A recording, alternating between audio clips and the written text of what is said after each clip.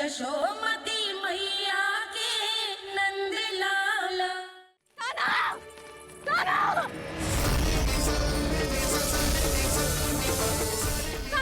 यशोदा, यशोदा रुको। चिट्ठी संभालो, बावली हो गई क्या? चिट्ठी संभालो। देखो अब कैसे तुम्हारे अस्थियों को तोड़कर छोटे छोटे टुकड़ों में बदल दूंगा मैं।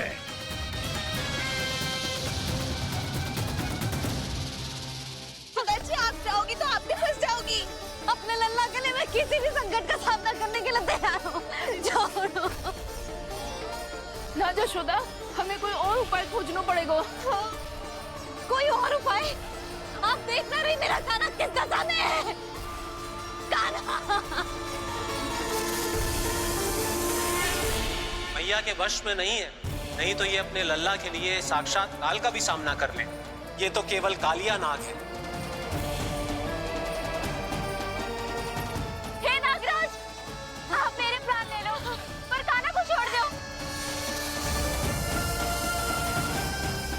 ना नागराज, आप मेरे प्राण ले लो, मैं विरोध भी ना करूंगी। ना नागराज, आप मुझे मार दो पर मेरे काना को छोड़ दो। ना ना ना ना नागराज, मेरे प्राण ले लो, हमारे काना से क्या शत्रुता है आपकी?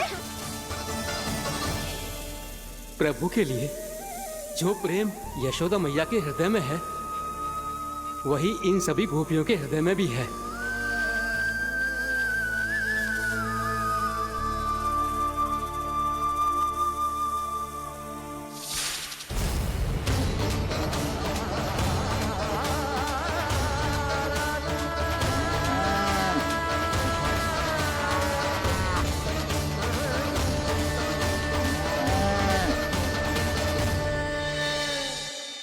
यशोदा, यशोदा, देखो इन गोपियों को, इन गैयाओं को। इन सब के मन में भी तुम्हारी भांति ही ममता भरी हुई। वो सब भी कान्हा से उतना ही प्रेम और स्नेह करती हैं, उतनी ही ममता से भरी हुई हैं जितनी कि तुम। तो तुम ही सोचो, जिसके साथ इतनी ममता और इतना स्नेह, इतना प्रेम, उसका कोई क्या कर सकता है? उस कालिया नाग का वेश इस सब आशीर्वादों के सामने कछु न है। कछु करो जी। उसे बोलो वो मेरे प्राण ले दे, मेरे काना को छोड़ दे। यशोदा,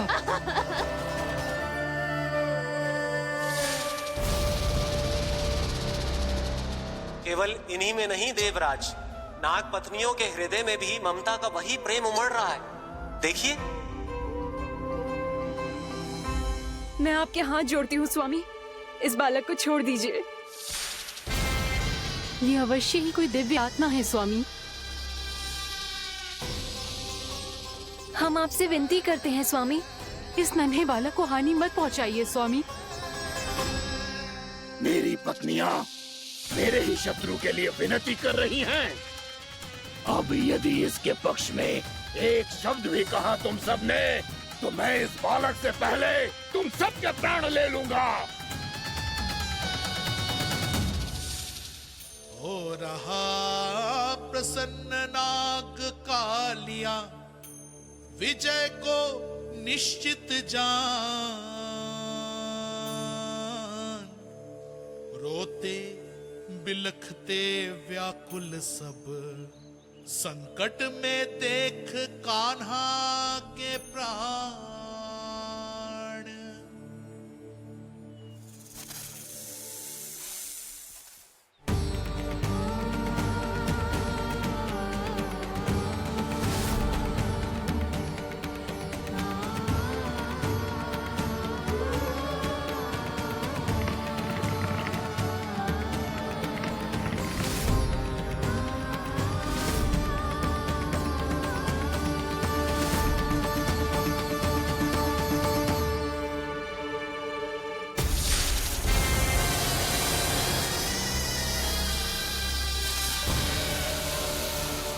कुछ करो जी, मेरे लल्ला को बचा लो, कोई तो कुछ करो। जीजी, संभालो जी। यशोदा, यशोदा तुम शांत हो जाओ, मैं कान्हा को वापस लेकर आऊंगा, मैं रक्षा करूंगा उसकी। ना नंदराज, नंदराज नहीं। कम से कम आप तो समझो नंदराज, कालिया के पास आप जाओगे तो आप भी फंस जाओगे।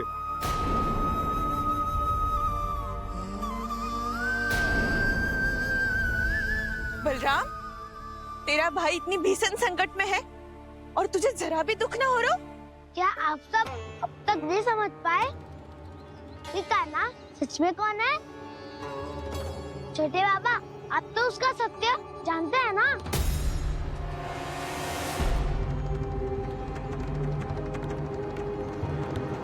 मानता हूँ कि आप सब कान्हा के रहस्य के बारे में नहीं जानते, पर क्या उसके जन्म से आज तक घटी एक से बढ़कर एक विचित्र घटनाओं को भी भूल गए हैं आप सब?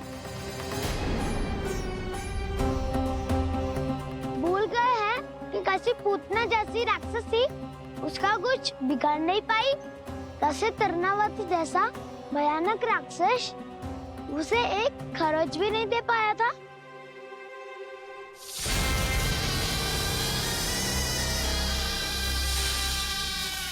आप सबने अपनी आंखों से देखा था ना, बकासुर से कान्हा की रक्षा करने देवता स्वयं आए थे, पर सत्य तो ये है कि वो सभी देवता भी उस असुर के सामने असमर्थ हो गए थे। तब कान्हा ने बहुत ही आसानी से उस भयंकर असुर का वध किया था, एक ही बार में धराशायी कर दिया था उसे। तो आप सभी सोचिए, बार बार ऐसे असाधारण कार्य करने वाला बालक साधारण कैसे हो सकता है? अब तो आरंभ से ही सारा सत्य जानते हैं छोटे बाबा।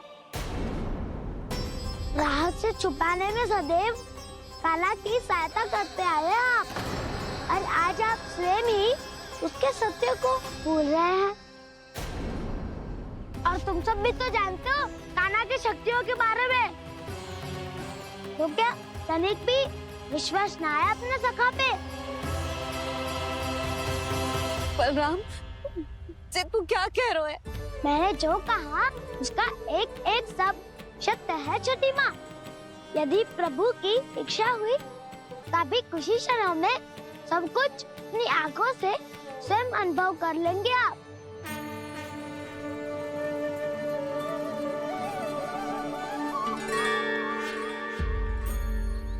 शांताकारं भुजगशयनं पद्मनाभं सुरेशं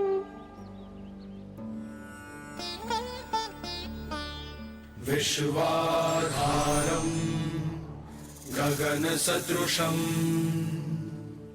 मेघवर्णं शुभांगं लक्ष्मीकान्तं कमलनयनं योगी वीरध्यानगम्यं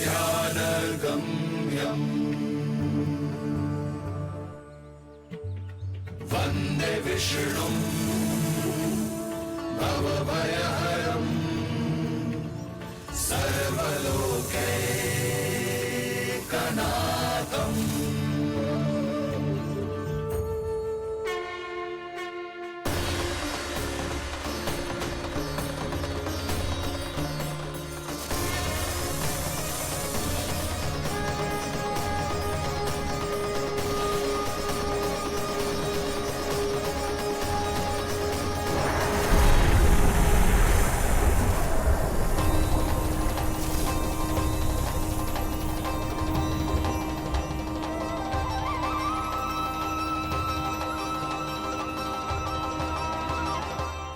तुझे क्या लगता है बालक कि तू मेरी जकड़ से निकल गया तो अब बच जाएगा तू?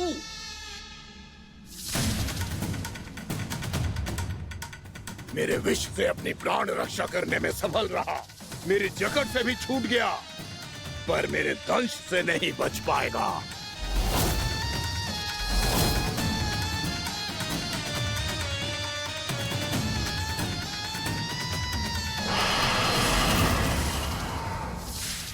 अब भय से भाग रहा है, पर मैं तुझे मृत्यु देकर रहूंगा।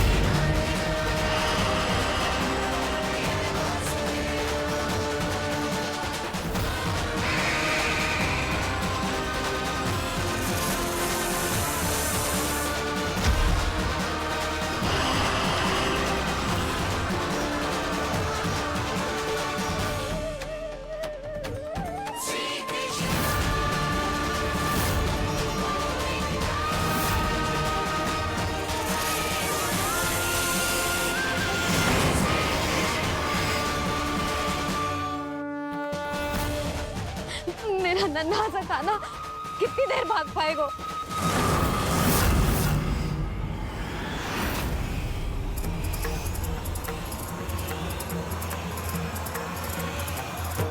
और कितनी प्रतीक्षा करोगे मेरी भक्त कालिया? भक्त नहीं, काल हूँ मैं तेरा। जब अहंकार का मुकुट बुद्धि को ढक लेता है तो भक्त अपने भगवान को भी नहीं पहचान पाता। व्यर्थ की पहेली में मत उलझा बालक। ना मैं भक्त हूँ और ना तू भगवान।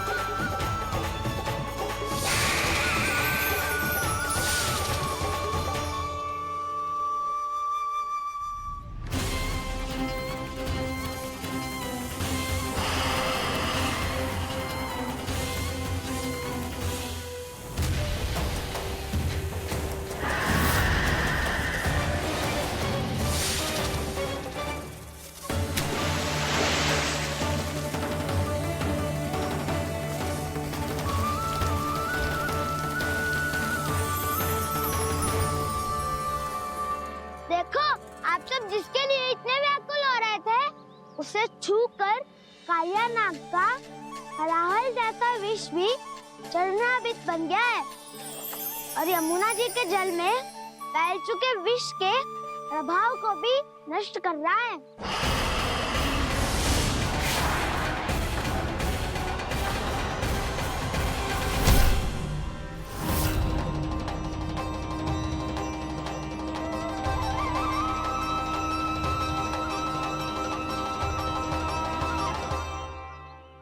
धर्म रक्षक अधर्म विनाशक प्रभु श्री कृष्ण का कौशल सचमुच अद्वितीय है। नारायण नारायण।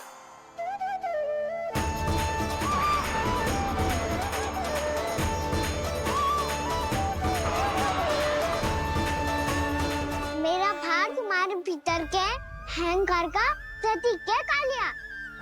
अब तुम्हारा अहंकार, तुम्हारा अभिमान मेरे पाँव के नीचे है और तुम्हारी पूंछ अर्थात तुम्हारे प्राण मेरे हाथ में।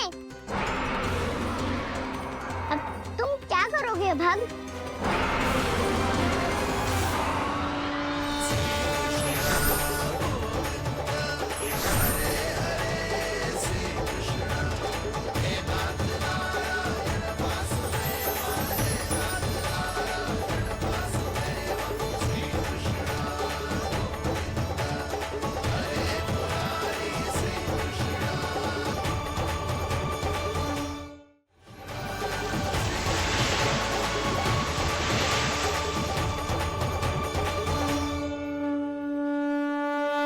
प्रभु, भले ये आपको पहचानने में असमर्थ हो, पर हम सब ने आपको पहचान लिया है।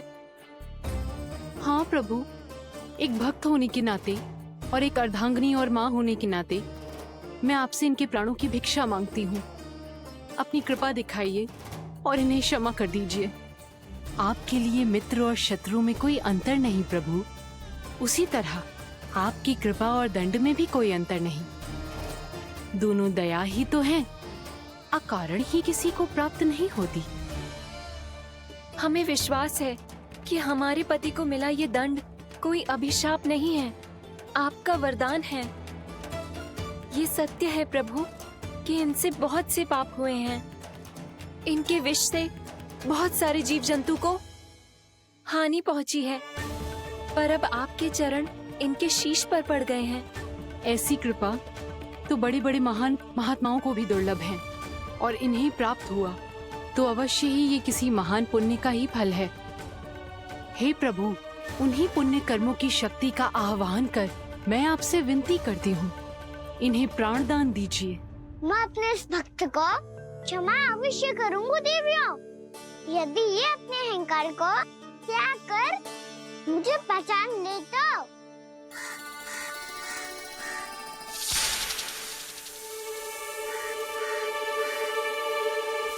मैं तुम्हें श्राप देता हूँ, जितनी विषैली तुम्हारी जिह्वा है उतने ही विषैले सर्प बन जाओ तुम।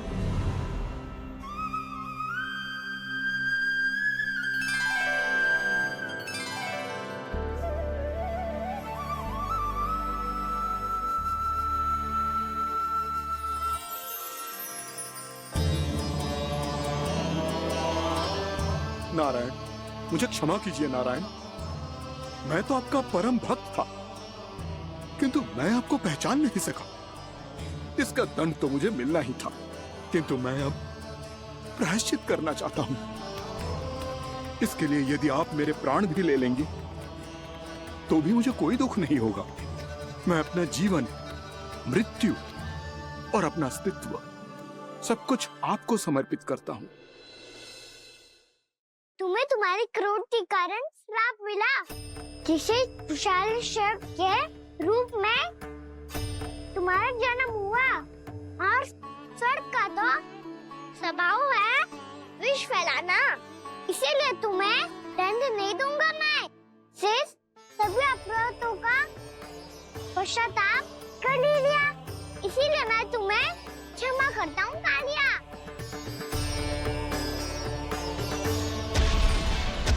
पर तुम्हें यहाँ से दूर समुद्र के बीच जाकर रहना होगा, जहाँ किसी निर्दोष का जीवन तुम्हारे विष से प्रभावित ना हो।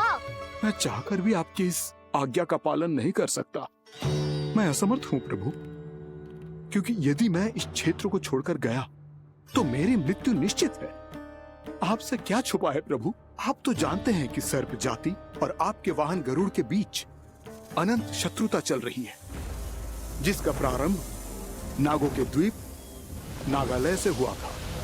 उस द्वीप पर छोटे जीवों को निगल जाने के लिए सर्प थे, और गरुड़ को सर्पों का स्वाद बहुत प्रिय था, इसलिए वो बार बार नागद्वीप जाने लगा था। पर इस कारण पूरी सर्प जाति उससे आतंकित हो गई थी, इसलिए जब भी गरुड़ वहाँ पहुँचता तो सभी सर्प छिपने लगते। जब गरुड़ को इसका आभास हुआ तो उसे बड़ा क्रोध आया, और वो उत्तेजना में भरकर सर्पों का शिकार करने लगा। भूख ना होने पर भी उन्हें मारने लगा। अब सर्पों के प्राण हरना उसके लिए खेल बन गया था। इस भीषण समस्या का समाधान ढूंढने के लिए पूरी सर्प जाति महान सर्प वासुकी के सामने इकट्ठी हुई। हे महान वासुकी, हमारी सहायता कीजिए। नागद्वीप पर गरुड़ ने आतंक मचा दिया है। पहले तो वो हमें अपना भोजन बनाता था, लेकिन अब हम उसके खेल का साधन बन चुके हैं। भूख हो या ना हो, जब तब आकर वो हमारे प्राण हर लेता है। अनुचित हिंसा के इस प्रथा का आरंभ सर्पों ने ही किया है।